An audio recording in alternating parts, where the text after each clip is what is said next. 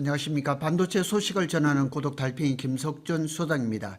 인공지능 시장을 리드하고 있는 엔비디아가 연례 개발자 회의 GTC 2026을 오늘까지 지금 진행을 하고 있습니다. 거기에서 많은 이야기들이 나왔는데 특별히 삼성과 관련된 이야기들을 쭉 살펴보고 있습니다. 오늘은 파운드리 이야기입니다.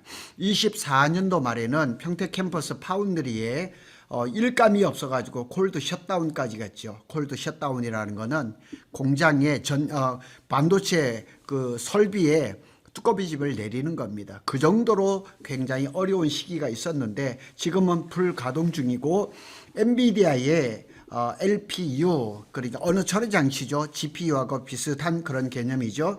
그록3를 지금 삼성 평택 캠퍼스에서 생산을 하고 있고 3분기에 출하를 앞두고 있습니다. 엔비디아가 삼성에 감사합니다 고 했습니다. 엔비디아라기보다는 젠슨 황이 그렇게 기조 연설에서 했죠. 제가 연설을 조금 들었는데 땡큐라는 말이 나오더라고요.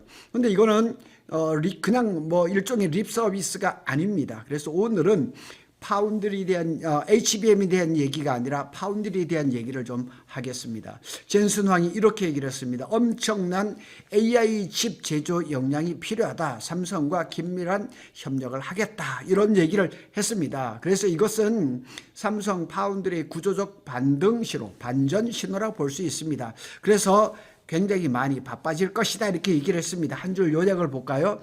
엔비디아가 삼성 파운드리를 다시 쓰기 시작했다. 게임 체인지가 지금 시작이 된 겁니다. 그래서 젠슨 황이 했던 이야기가 참 많습니다. 우리는 엄청난 규모의 제조 역량이 필요하다. 삼성, TSMC 등과 긴밀히 협력하고 있다. 이런 얘기를 계속 반복적으로 얘기를 한 거죠. 그러면서 뭐라고 했냐면 파운드리는 앞으로 꽤 바빠질 것이다. 그러니까 삼성 파운드리, TSMC 파운드리를 얘기를 하는 겁니다. 세계 최고인 TSMC와 협력하게 돼서 기쁘고 그것과 관련해서는 삼성과 협력하고 있다. 사실은 많은 부분을 TSMC가 감당을 하죠. 그리고 이제 엔비디아의 이제 한 부분을 삼성 파운드리가 감당을 하고 있죠. 우리는 엄청난 양의 메모리를 사용하기 때문에 모든 메모리사와 협력한다. 이렇게 얘기를 했습니다. 그래서 뭐 이런 얘기를 다 얘기를 할 수는 없지만은 제 블로그에 좀 나와 있습니다. 이번 GTC 2026의 핵심 포인트를 한번 살펴보겠습니다. 엔비디아의 젠슨 황의 발언의 의미를 한번 살펴본다면 그록3 LPU 이거는 언어 처리 장치입니다. 삼성 파운드리가 생산을 한다. 그런데 삼성하고 그록이 제가 방송을 했던 것처럼 25년 12월에 엔비디아에게 약간 우회하면서 이게 인수가 됐습니다. 인수가 돼서 삼성에서는 약간의 걱정을 했죠. 엔비디아가 그록을 인수를 하면서 그록의 그 반도체를 생산하던 삼성이 걱정을 좀 했죠. 그러나 여전히 엔비디아의 선택은 그록에 간 거죠. 그래서 그록3 LPU를 여전히 삼성이 또 평택 캠퍼스에서 생산을 하게 된 거죠. 출하 시점은 26년 3분기입니다. 그래서 이건 단순한 생산이 아니라 엔비디아가 삼성 파운드리를 공식적으로 다시 인정했다는 선언입니다. 다시 말해서 엔비디아가 삼성 파운드리를 공식적으로 인정을 하면서 일감을 줬죠. 그렇게 되면 다른 그 빅테크 기업들의 수주를 받을 가능성도 상당히 많다는 얘기죠. 퀄컴이라든가 뭐 마이크로소프트, 애플까지 들어온다면 더 좋겠죠. 젠슨 황 CEO는 이렇게 얘기했습니다. 삼성이 우리를 위해 그록3 LPU 칩을 제조하고 있다. 지금 가능한 최대한 빠르게 생산을 늘리고 있다. 그러면서 삼성에 정말 감사하다. 이런 얘기를 했습니다. 이게 왜 중요하냐면 엔비디아는 지금까지 TSMC 중심으로 해서 파운드리를 했습니다. 삼성은 사실상 서브 옵션이었었어요. 쓸까 말까 이 정도였거든요. 그런데 그록3 LPU를 평택 캠퍼스에서 생산을 하게 된 거죠. 그런데 이번 발언은 다르죠. AI 칩 일부를 삼성에게 분산을 시켰다. 이렇게 얘기를 합니다. 그러면 앞으로 이 엔비디아의 파운드리 부분을 좀 더 받아올 가능성도 있지 않겠느냐. 그래서 공급망 리스크를 분산을 하고 가격 협상력을 이제 확보를 하고 물량 확보 전략이 이렇게 삼박자가 맞아 떨어졌다 이렇게 보면 되는 거죠. 삼성 파운드리도 상황이 굉장히 많이 변화를 하고 있습니다. 과거 24년에는 가동률이 급락하고 평택 라인 일부를 콜드 셧다운 한 50% 정도 했죠.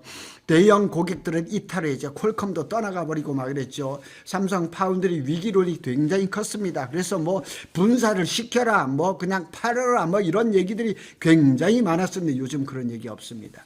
현재 25, 26년에는 가동률이 정상화됐습니다. 언제부터냐면 25년 상반기부터 6월까지 거의 풀캐파 가동이 신문에 나왔죠. 그래서 이렇게 되면서 고객사들이 재유입하기 시작했죠. 가장 핵심적인 고객은 아무래도 테슬라죠. AI5, AI6 칩, 엔비디아의 그록3, 애플과 아이폰용 이미지 센서 개발, 생산 계약도 맺었죠. 뭐 닌텐도도 있죠. 몇 개가 있습니다. 구조적으로 완전히 바뀌었습니다. 자, 젠슨 황이 이게 웨이퍼에다가 지금 삼성 웨이퍼에다 이렇게 착 사인을 한 겁니다. 이러니까 분위기가 굉장히 많이 좋아진 겁니다. 그리고 그록3 LPU의 의미는 뭐냐면 GPU를 대체하는 흐름이죠. 그록3는 추론에 특화된 칩입니다. 제가 여러 번 말씀을 드리지만 인공지능 시장은 학습 시장이 학습 과정에서 이제 넘어간 거예요. 추론으로. 그래서 추론에 특화된 칩을 만들어야 됩니다. 그래서 이 그록3 LPU는 GPU 대비해서 전력 효율이 높고 비용은 낮고 속도는 높습니다. 그러니 당연히 쓸 수밖에 없는 거죠. AI 시장 중심이 학습에서 추론으로 이동 중에 있다. 이렇게 보시면 되겠습니다. 이것이 왜 삼성에게 중요하냐. GPU는 TSMC가 독점적으로 지금 생산을 하고 있습니다. LPU라든가 ASIC은 상대적으로 삼성이 진입할 여력이 충분합니다. 그리고 삼성의 반격 포지션 추론 칩이라는 거. 그리고 삼성 파운드리는 아직 캐파 여유가 조금 있습니다. 그리고 삼성 입장에서 보면 테슬라하고 엔비디아를 동시에 수주를 했죠. 엄청나게 큰 거죠. 매우 중요한 겁니다. 기존에는 삼성이 모바일 AP를 중심으로 했지만은 이제는 고성능 AI 칩 거의 TSMC가 독점을 했죠. 그런데 지금은 테슬라 AI6라든가 엔비디아의 그록 공통점은 둘 다 이제 AI 칩이라는 거죠. 둘 다 TSMC를 탈피해서 TSMC를 한 거죠. 그러니까 삼성 입장에서는 지금 잘해야 돼요. 엔비디아의 물량을 받고 또 테슬라의 물량을 받았는데 이거를 수율 좋게 생산을 해야 되는 거죠. 결론은 삼성은 대한 파운드리에서 전략적 파운드리로 이제 바뀌어가는 그런 과정이다. 이렇게 살펴보시면 되겠습니다. 그래서 미래에셋 증권에서 이게 지금 26년도 1분기하고 26년도 영업이익을 추정치를 냈는데 1분기 영업이익을 40조 6천억을 냈어요. 저는 40에서 50조 사이라고 지금 말을 하고 있고 대략 한 45조 정도가 되지 않을까. 그리고 올해 이제 그 영업이익이 전체 올해 26년 전체가 미래에셋에서는 244조라 그럽니다. 뭐 250조도 나오고 한 200조는 무조건 넘을 것 같아요. 막 이런 것들이 지금 이루어지면서 삼성의 그 전망이 전과는 굉장히 많이 달라졌습니다. 그래서 이 삼성 파운드리가 이제 현재 이제 시장의 기대치를 본다 그러면 26년 4분기 정도 되겠죠. 약 1,600억 정도의 흑자. 27년에는 약 1조 8천억 정도의 흑자를 기록할 것이라고 얘기를 합니다. 이 삼성 파운드리는 삼성전자의 아픈 손가락이었어요. 뭐 그냥 분기 단위로 뭐 그냥 조 단위로 그냥 적자를 보고 있었는데 올해는 흑자 전환으로 갈 거는 제일 중요한 규모가 뭐 이런 것보다는 적자를 탈출해서 흑자로 전환되고 있다는 얘기죠. 그래서 DS투자증권의 최근 보고서에 보면 삼성 파운드리는 올해 유의미한 적자 축소가 기대되고 추가적인 수주를 통해서 내년에는 흑자 전환을 한다. 그런데 뭐 DS증권에서는 내년 흑자 전환을 예상하지만 많은 그 증권사에서는 올해 벌써 1,600억 정도의 흑자를 예정을 하고 있습니다. 벌써 이 엔비디아의 그록3를 하고 3분기에 만일 이게 철회가 된다 그러면 4분기에는 매출로 잡히겠죠. 그리고 이제 한 가지 더 중요한 거는 18일 그러니까 수요일이죠. 처음으로 우리나라에 그 방한하는 AMD의 리사수 CEO가 삼성전자 평택 캠퍼스를 방문해서 전용한 DS 부분 사장하고 한진만 그 또 파운드리 부장 사장님을 만난다고 얘기를 합니다. 여기에서 AMD가 중요한 건 뭐냐면 올해 하반기로 예정된 AMD의 그 GPU죠. MI450에 삼성의 HBM4가 들어갑니다. 그래서 그런 것뿐만이 아니라 파운드리까지 약간의 또 이렇게 얘기가 오고 가지 않을까 이렇게 조심스럽게 예상해 볼 수가 있습니다.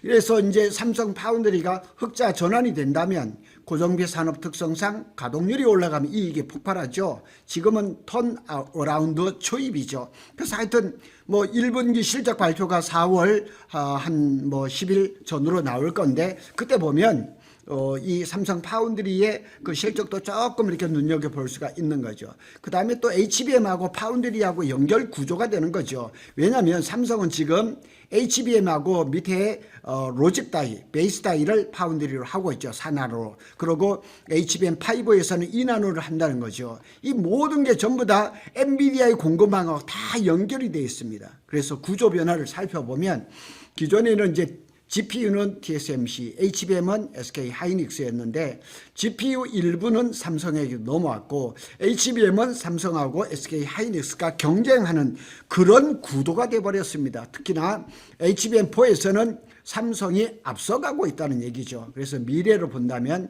AI 반도체는 삼성 풀스택 프로바이더 구조 가능성이 높습니다. 투자자 관점에서 핵심적으로 정리를 해보겠습니다. 긍정적인 부분들이 많습니다. 엔비디아의 고객을 확보를 해서 신뢰가 회복되겠죠. 테슬라하고 엔비디아가 이제 파운드리를 동시에 확보를 했죠. 가동률이 상승하죠. 수익성이 폭발하는 구조가 될 것이죠.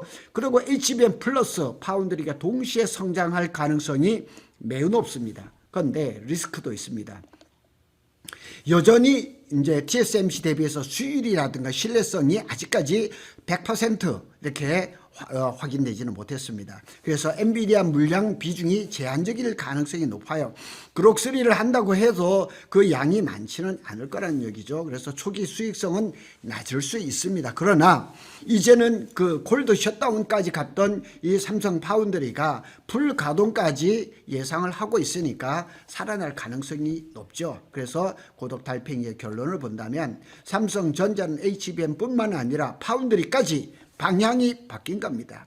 아픈 손가락이어서 이제 수익을 내고 적자에서 흑자 구간으로 돌아선다는 얘기죠. 그래서 GTC2026을 본다 그러면 삼성전자의 긍정적인 부분들이 상당히 많습니다. 그런 부분들을 또 살펴서 방송으로 올려드리도록 하겠습니다. 감사합니다.